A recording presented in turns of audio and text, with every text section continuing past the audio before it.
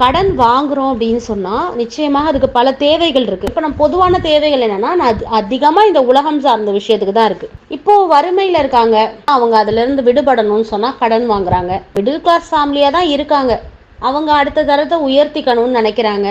ஒரு வாகனமோ, ஒரு வீடோ, ஒரு இடமோ, ஒரு நகையோ, ஒரு திருமணமோ இப்படி புரிவதற்காக அவங்க என்ன செய்யறாங்க, கடனா வாங்கக்கூடியவங்களா இருக்கிறாங்க.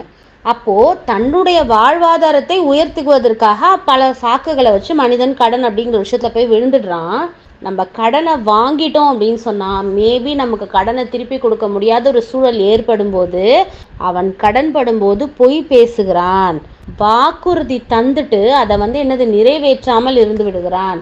அப்போ தரேன் தரேன் தரேன்னு சொல்லி நம்ம என்ன செஞ்சிடுறோம், நம்மளுடைய சூழலும் அந்த மாதிரி மாறிடுது. அப்போ இன்னொரு விஷயம் என்னன்னா, இந்த கடன் அடைக்க இன்னொருத்தவங்கள்ட்ட கடன், அதை அடைக்க இன்னொருத்தவங்கள்ட்ட கடன், அப்போ இந்த கடனை கேட்குறவங்கள்ட்ட பொய் சொல்றது, நம்மளுடைய சுச்சுவேஷனை நம்ம என்ன செய்கிறோம், மழுப்பி பேசுகிறோம். அப்போ இந்த கடன் அப்படிங்கிறது லேசான விஷயம் கிடையாது.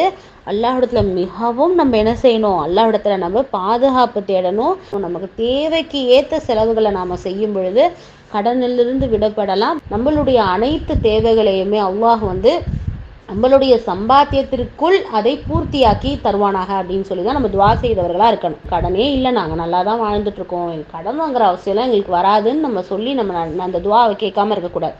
அல்லாஹ் நினைச்சான்னு சொன்னா நம்மளுடைய நிலையை அவன் கொஞ்ச நேரத்துல எப்படியும் மாற்றுவான். அவுது பில்லா.